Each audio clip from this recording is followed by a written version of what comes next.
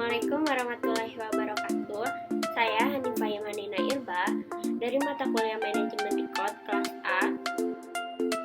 Video ini saya buat dalam rangka memenuhi tugas ujian tengah semester mata kuliah Manajemen Dikot. Kali ini saya akan menjelaskan mengenai tata kelola organisasi dan sistem klasifikasi arsip atau record. Langsung saja ke video penjelasannya.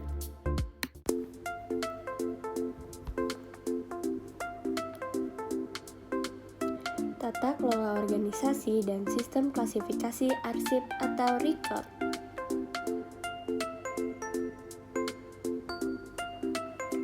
Apa sih tata kelola organisasi itu?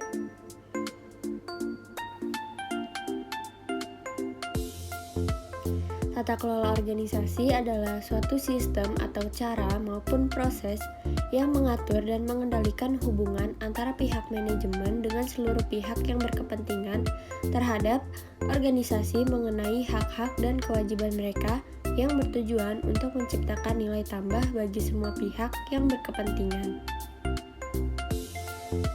Istilah tata kelola dapat diterapkan pada arena publik, entitas perusahaan, dan teknologi informasi.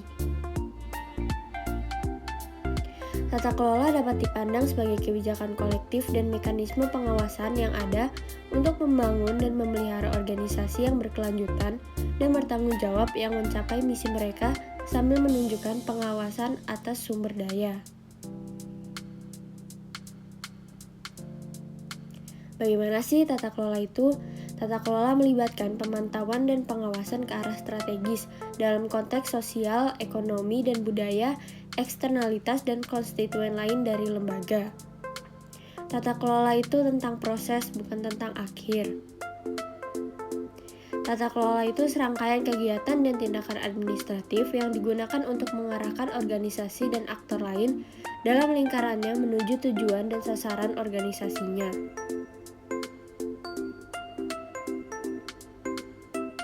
Ada dua hal yang harus diperhatikan dalam tata kelola organisasi.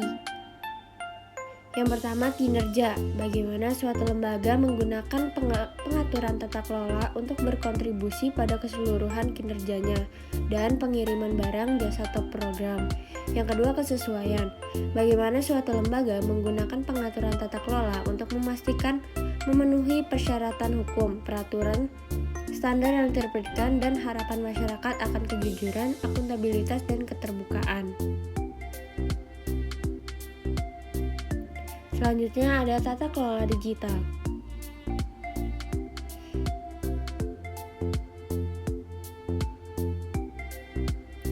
Tata kelola digital adalah kerangka kerja untuk menetapkan akuntabilitas, peran, dan otoritas pengambilan keputusan untuk keberadaan digital organisasi, yang berarti situs web, situs seluler, saluran sosial, dan produk serta layanan lain yang mendukung internet dan web. Tata kelola digital penting untuk transformasi digital. Transformasi digital mengacu pada proses dan strategi menggunakan teknologi digital untuk secara drastis mengubah cara organisasi beroperasi dan melayani pelanggan. Ada 5 prinsip dasar tata kelola organisasi. Yang pertama, transparansi, yaitu keterbukaan dalam proses dan pengungkapan informasi kinerja organisasi secara akurat. Yang kedua, independensi, yaitu kebebasan melaksanakan tugas dan kewenangan tanpa tekanan pihak lain. Yang ketiga, keadilan, yaitu keadilan dan kesetaraan perlakuan terhadap para stakeholders. Yang keempat, yaitu akuntabilitas, yaitu pengelolaan organisasi sesuai dengan tugas dan kewenangan yang didasari itikat baik. Dan yang kelima, tanggung jawab. Ada manfaat dari tata kelola organisasi. Yang pertama, meningkatkan kinerja organisasi melalui terciptanya proses pengambilan keputusan yang lebih baik, meningkatkan efisiensi operasional organisasi, serta lebih meningkatkan pelayanan kepada pihak yang berkepentingan. Selanjutnya, mempermudah diperolehnya dana pembiayaan yang lebih murah dan tidak rigid, yang pada akhirnya akan meningkatkan nilai organisasi dan meningkatkan kepercayaan investor atau donatur untuk menanamkan modalnya. Penerapan tata kelola organisasi memberikan kesempatan bagi organisasi untuk menonjolkan nilai-nilai positif yang dianut. Hal tersebut akan membuat organisasi lebih bertanggung jawab terhadap setiap tindakan yang dilakukan, sehingga risiko kebohongan pun dapat diminimalkan. Sistem klasifikasi record atau arsip.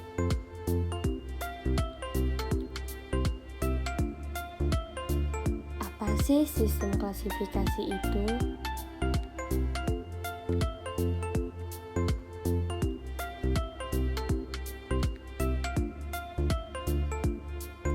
Suatu sistem klasifikasi adalah pengaturan arsip secara logis dan sistem yang menggunakan nomor, huruf, atau suatu kombinasi dari nomor dan huruf untuk mengidentifikasi arsip.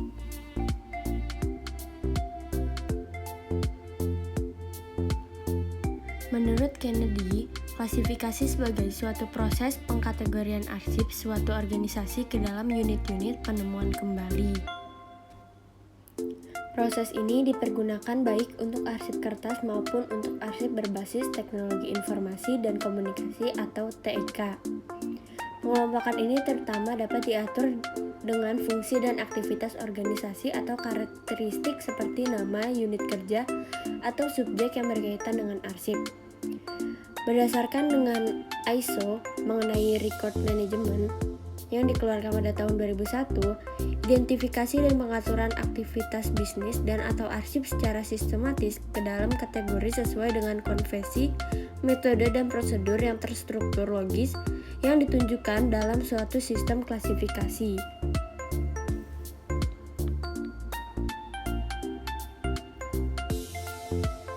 Berdasarkan dengan Peraturan Pemerintah Nomor 28 Tahun 2012, manfaat klasifikasi arsip sebagai dasar pemberkasan dan penataan arsip untuk mendukung akses dan pemanfaatan serta penyusutan arsip. Menurut ISO juga, proses identifikasi kategori atau kategori aktivitas bisnis dan arsip yang dibuat serta dikelompokkan, atau jika memungkinkan ke dalam berkas untuk memfasilitasi pendeskripsian suatu arsip dari suatu item ke item lainnya, kemudian mengontrolnya dan menghubungkan antara satu arsip dengan arsip yang lain karena adanya keterkaitan konteks serta penyusutannya dan status akses arsipnya. Menurut Undang-Undang Nomor 43 Tahun 2009, klasifikasi ini dapat digunakan untuk mendukung pengelolaan arsip dinamis yang efektif dan efisien, bersama-sama dengan tata naskah dinas, jadwal retensi arsip, klasifikasi keamanan, dan akses arsip yang keempatnya merupakan instrumen utama dalam pengelolaan arsip dinamis.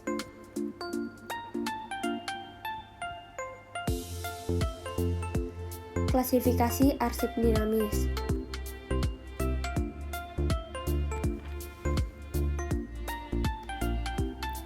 Arsip dinamis bisa diklasifikasikan menjadi arsip dinamis aktif dan arsip dinamis inaktif.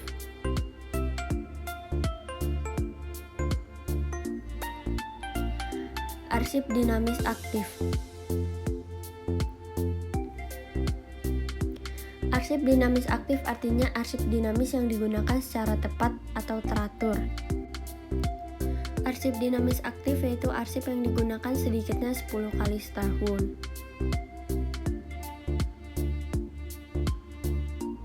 Contoh arsip dinamis aktif adalah berkas pegawai yang masih bekerja, tagihan pada tahun anggaran yang sedang berjalan, korespondensi, dan tugas kreatif yang sedang berlangsung.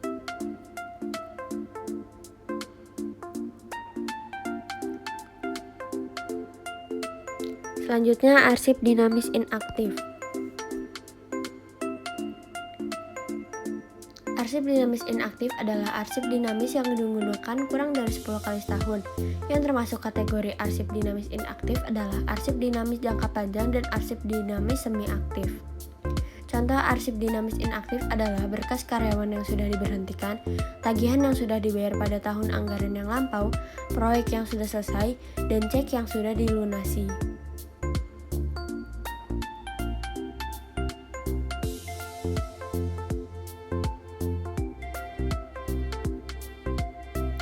Selanjutnya bisa juga diklasifikasikan menjadi arsip dinamis jangka panjang. Arsip dinamis jangka panjang merekam sejarah, kebijakan atau polisi, dan prosedur lembaga atau badan korporasi.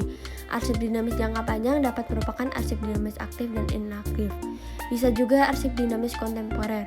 Arsip dinamis kontemporer merupakan arsip dinamis yang tidak memiliki nilai berkesinambungan atau nilai abadi bagi badan korporasi. Arsip dinamis kontemporer disebut pula sebagai arsip dinamis transisi atau arsip dinamis transaksional.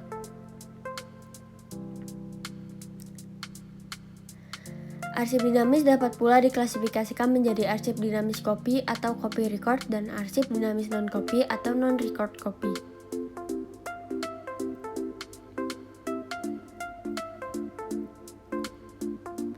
Arsip dinamis copy. Arsip dinamis copy artinya kopi atau salinan resmi sebuah arsip dinamis yang disimpan untuk tujuan hukum, operasional, dan historis. Untuk arsip dinamis yang diterima dari luar, kopi asli merupakan kopi arsip dinamis. Untuk arsip dinamis yang dikirim keluar, satu kopi ditentukan sebagai kopi arsip dinamis resmi yang memenuhi kebutuhan dokumentasi badan korporasi.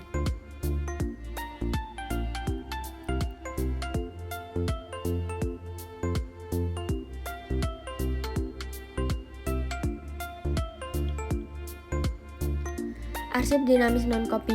Arsip dinamis non-copy artinya arsip dinamis yang tidak dinyatakan berada dalam ruang lingkup arsip dinamis resmi. Contohnya, kopian sebuah dokumen yang disimpan di beberapa tempat tidak dinyatakan dalam jadwal retensi arsip dinamis serta tidak diwajibkan disimpan dalam jangka waktu tertentu atau dapat diperoleh dari sumber umum. Ada 4 sistem dasar untuk mengklasifikasi arsip. Yang pertama urutan alfabet, yang kedua urutan numerik, yang ketiga urutan alfanumerik, dan yang keempat urutan kronologis atau per tahun.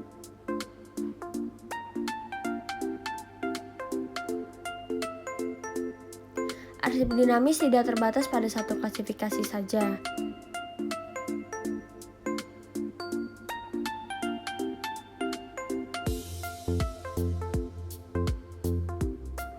Arsip dinamis dapat diklasifikasikan menjadi aktif atau inaktif, jangka panjang atau kontemporer, dan copy atau non-copy.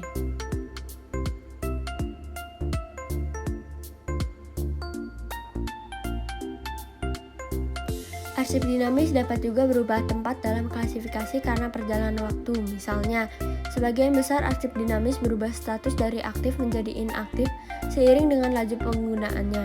Namun tidak akan terjadi bahwa sebuah arsip dinamis jangka panjang berubah menjadi arsip dinamis kontemporer dan sebaliknya, atau dari status arsip dinamis ke status non-arsip dinamis dan sebaliknya.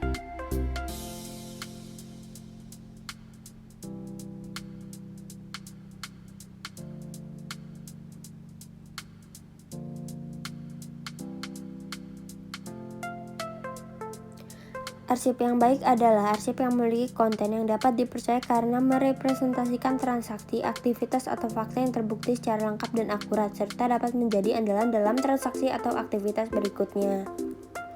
Record atau arsip tentunya membutuhkan pengolahan yang berupa sistem klasifikasi, agar record atau arsip bisa tersusun dengan rapi sesuai kategorinya.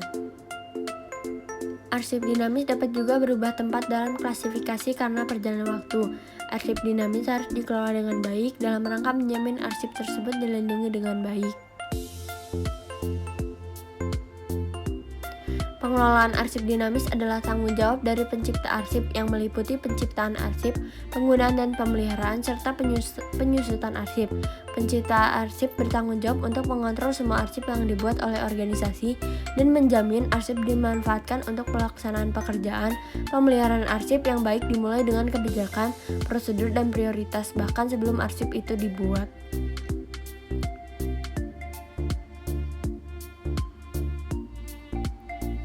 Sistem klasifikasi record atau arsip berguna sebagai pedoman untuk penataan arsip yang didasarkan pada sistem pemberkasan subjek, membantu mengatur penyimpanan arsip secara efektif, logis, dan sistematis.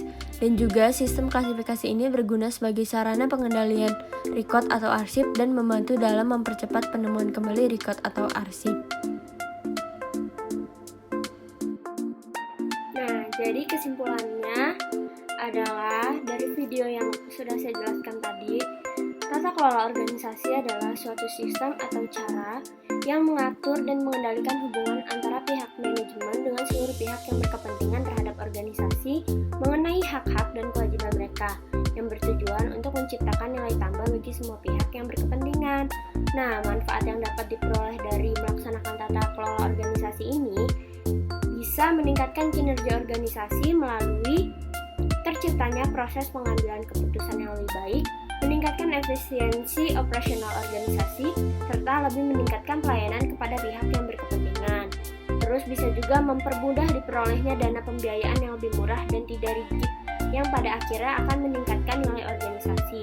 Dan manfaatnya juga meningkatkan kepercayaan investor atau donatur untuk menanamkan modalnya. Selanjutnya, bahwa arsip ini merupakan rekaman kegiatan atau peristiwa dalam berbagai bentuk dan media sesuai dengan perkembangan teknologi informasi dan komunikasi yang dibuat dan diterima oleh lembaga negara, pemerintah daerah, lembaga pendidikan, perusahaan, organisasi politik, organisasi kemasyarakatan, dan perseorangan dalam pelaksanaan kehidupan bermasyarakat, berbangsa, dan bernegara. Arsip yang baik adalah arsip yang memiliki konten yang dapat dipercaya karena mempresentasikan transaksi, aktivitas, atau fakta yang terbukti secara lengkap dan akurat serta dapat menjadi andalan dalam transaksi atau aktivitas berikutnya. Record atau arsip tentunya membutuhkan pengolahan yang berupa sistem klasifikasi agar record atau arsip ini bisa tersusun dengan rapi sesuai kategorinya. Sistem klasifikasi adalah pengaturan arsip atau record secara logis dan sistem yang menggunakan nomor, huruf, atau suatu kombinasi dari nomor dan huruf untuk mengidentifikasi arsip. Ada 4 dasar sistem untuk mengklasifikasikan arsip atau record, yaitu urutan alfabet, urutan numerik, urutan alfanumerik, dan urutan kronologis atau per tahun. Jenis dan kompleksitas untuk klasifikasi arsip tergantung pada jenis perusahaan atau organisasinya. Arsip dinamis tidak terbatas pada satu klasifikasi saja. Arsip dinamis bisa diklasifikasikan menjadi arsip dinamis aktif atau inaktif, arsip dinamis jangka panjang atau kontemporer, dan arsip dinamis copy atau non-copy. Arsip dinamis dapat juga berubah tempat dalam klasifikasi karena perjalanan waktu. Arsip dinamis itu harus dikelola dengan baik dalam rangka menjamin arsip tersebut dilindungi dengan baik untuk keperluan administrasi dan untuk melayani sebagai bukti dari pekerjaan organisasi. Pengelolaan arsip dinamis adalah tanggung jawab dari pencipta arsip yang meliputi penciptaan arsip, penggunaan dan pemeliharaan, serta penyusutan arsip.